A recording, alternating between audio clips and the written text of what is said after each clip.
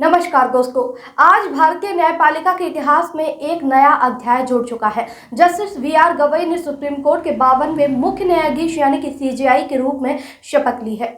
मैं भूषण रामकृष्ण गवई जो भारत के उच्चतम न्यायालय का मुख्य न्यायमूर्ति नियुक्त हुआ हूँ, जो भारत के उच्चतम न्यायालय का मुख्य न्यायमूर्ति नियुक्त हुआ हूँ, सत्यनिष्ठा से प्रतिज्ञा करता हूँ सत्यनिष्ठा से प्रतिज्ञा करता हूँ कि मैं विधि द्वारा स्थापित भारत के संविधान के प्रति मैं विधि द्वारा स्थापित भारत के संविधान के प्रति सच्ची श्रद्धा और निष्ठा रखूंगा।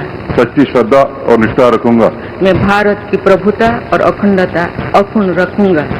मैं भारत की प्रभुता और अखंडता अक्षुण्ण रखूंगा तथा मैं सम्यक प्रकार से और श्रद्धापूर्वक तथा अपनी पूरी योग्यता, ज्ञान और विवेक से तथा मैं सम्यक प्रकार से और श्रद्धापूर्वक तथा अपनी पूरी योग्यता, ज्ञान और विवेक से अपने पद के कर्तव्यों का, अपने पद के कर्तव्यों का भय या पक्षपात, अनुराग या देश के बिना पालन करूंगा।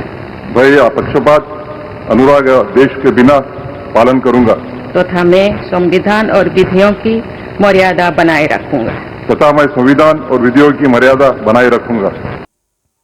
उनकी ये नियुक्ति इसलिए खास है क्योंकि वो भारत के पहले बौद्ध और स्वतंत्रता के बाद दलित समुदाय से सिर्फ दूसरे सीजेआई हैं।